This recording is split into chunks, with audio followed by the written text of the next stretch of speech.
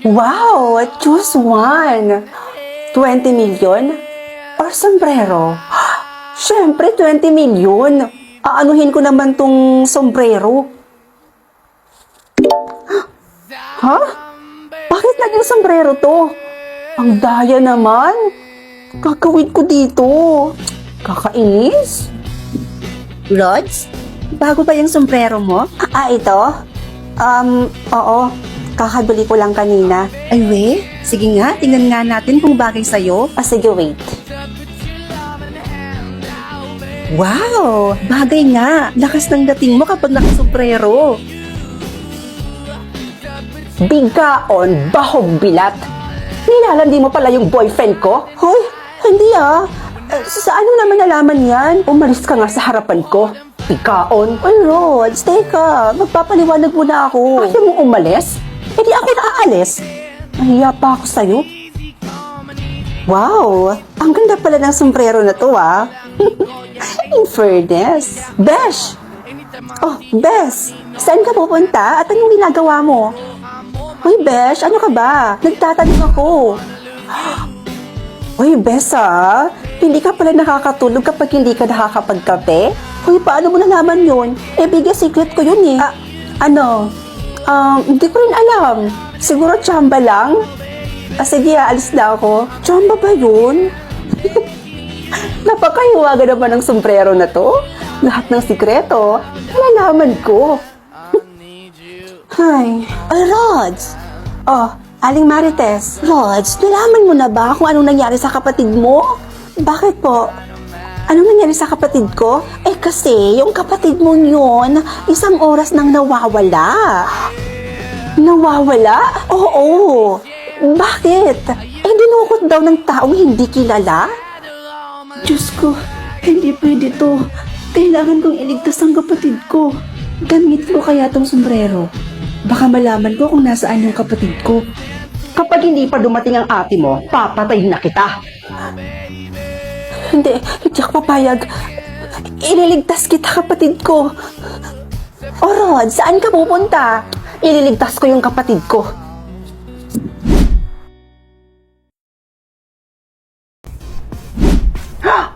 Wow! Choose one na naman ulit. Choose one. 1 million? Or plastic? Ano naman tong plastic na to?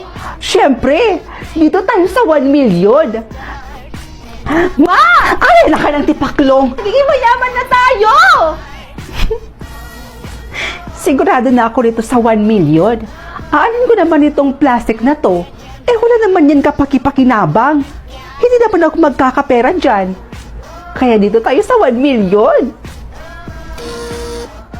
Ha? Hindi, isa pa.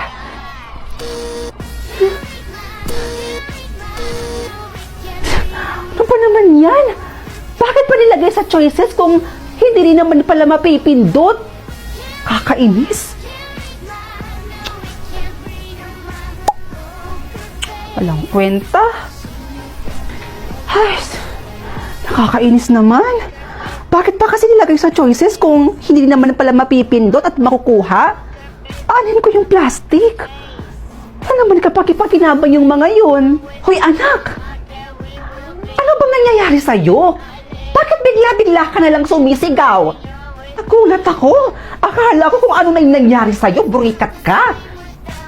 Tsaka, ano ba yung pinagsisigawan mo kanina? Ano yun? Magiging mayaman na tayo? Wala yun, ma. Joke time. Eme-eme ko lang yun. Ay, nako. Kaka-cellphone mo yan, nak.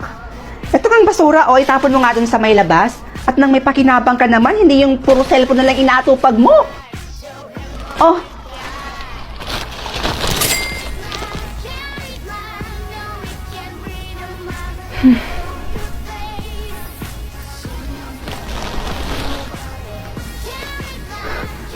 Totoo ba yun?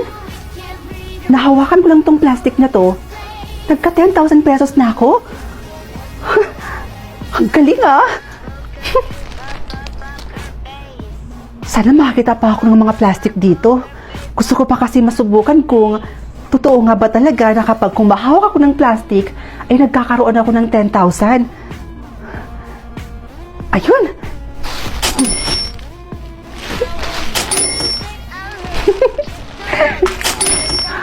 Totoo nga!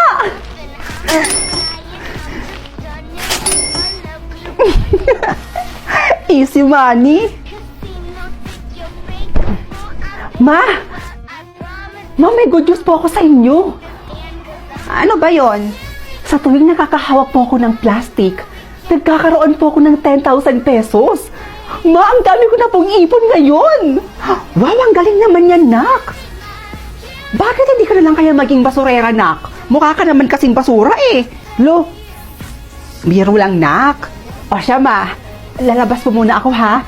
Maghahanap po ako ng maraming plastic para mahawakan ko at para magka-pera din ako at para maging 10,000 yung kada plastic na hahawakan ko. Pumunta ka kayo doon sa bahay ng best friend mo. Ay naku, panigurado. Maraming mga basurang nakatambak doon sa may tapat ng bahay nila. Tama po. Doon sa labas ng bahay nila, maraming nakatambak na basura doon. At maraming mga plastic po doon sa labas ng bahay nila. Oh, ano pa hinihintay mo, nak? Pumunta ka na doon para paldong-paldo tayo. O siya, sige po, ma. Alis na po ako, ha? Bye! Bye, te! Hoy, Bes! Nandyan ka lang pala? What are you doing here? Itatanong ko sana, Bes, kung may mga plastic pa ba kayo dyan sa may tapat ng bahay nyo? Meron pa, pero konti na lang yung natira eh. Ay, konti na lang? O siya, sige na, Bes, akin na nga muna yan. Why? Aanihin mo ba? Wala lang naman. Akin na, ako na lang muna magtatapo dun sa labas. Oh, much better. Okay. Wait mo ko dito, ha? Kukunin ko lang. Bes, eto na yung lahat. Sorry ha, konti na lang kasi yung natira eh. Kasi si Dad, alam mo naman yun, ipinatapon na yung mga basura sa may tapat ng bahay namin. Kaya eto na lang yung natira. Ako rin mo na, kadiri. Nice! Thank you, Bes. Apir!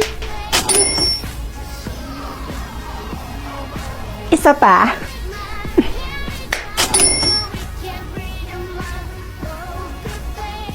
Isa pa, Bes. Pisting yawa. So, pinaplastic lang niya ako? Isa pa, Bes.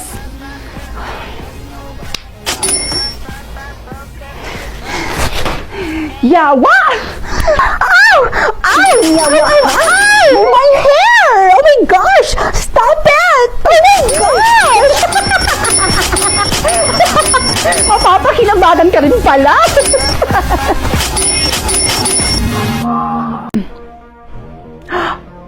Wow! Bago to Choose one. Ito yung gusto ko. Ano to? Choose one? 1 million or new phone? Ha? Dito ako sa 1 million. Mabibili ko rin naman itong new phone na to kapag nakuha ko na yung 1 million. Kaya 1 million tayo. Ha? Para nangyari yun? Ano ba naman yan? Hanggang dito ba naman may daya? 1 million naman yung pinindot ko. Ba't naging new phone? Nakakainis! Ay nako, nakakainis. Anong gagawin ko dito? May cellphone pa naman ako. Ay nako, sayang yung 1 million. Ay, pera na yun Naging bato pa. Nakakainis Hi, Be. Bagong phone mo yan? Oo. Bakit? Sana all may new phone. Sige nga, try mo nga sa akin, te. Picturean mo ako dito, Sige. Sige. Okay lang naman. Sige, smile ka ha. Smile. 1, 2, 3. Ayan, ang ganda. Maganda ba, te? I-send mo lang sa akin, ha? Oh, te. Bakit ganyan ka makatingin sa akin? Be? Nagyoyosi ka? Hala, te. huwag ka masyadong maingay. Baka marinig ako ni Mama, mapapagalitan ako. Pero paano niyo po nalaman, te? Wala naman po akong pinagsabihan doon. Be, huwag mo nang intindihin yung sinabi ko, ha? Sige na, alis na ako. Hala? Ibang klase pala yung cellphone na to. Kasi kapag may sikreto ang isang tao, tapos pinicturan ko, malalaman ko yung sikreto nila. Ang galing! Okay, say present kapag nandito, ha? Adamus? Present, sir! Tera? Present, sir! Dea? Present po. Rods Angeles? Present po.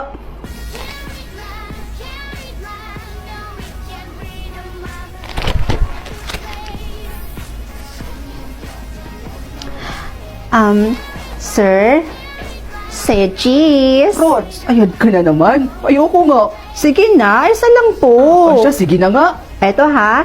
1, 2, 3. Ang gwapo naman ni sir. Seryoso?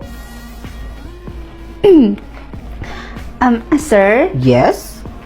Crush mo ko, no? Psst, huy! Tumigil ka nga dyan. Paano mo naman nalaman yan? Wala po, sir. Excuse me lang po. Naku, crush pala ako ni sir. Di ko napansin yun, ha? Ngayon ko lang nalaman. Ibang klase ka talaga. Uy, yung isang teacher ko yun, ha? Yung pinakamatari sa lahat na naging teacher ko, si Ma'am Olivia. Picturean ko nga. Sana di niya mapansin. Rod! Ayawa. Ano yung ginagawa mo? Pinipicturan mo ba ako? Ma'am, hindi po. Ano lang po, may sino-church lang po ako dito, ma'am. May assignment po kasi ako sa isa kong subject po. Akala ko, pinipicturan mo ako.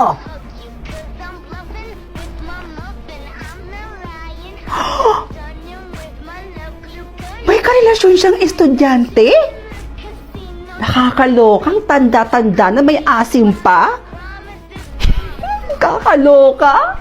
Ay, grabe, no? Ang ganda-ganda talaga ni Tricia, no? Ay, true. Sinabi mo pa, ang ganda-ganda talaga. Sana all, nabiyayaan ng ganyang kaganda. Mapicturan nga. Sigurado akong may sikreto din tong tinatago, no? Imposibleng wala.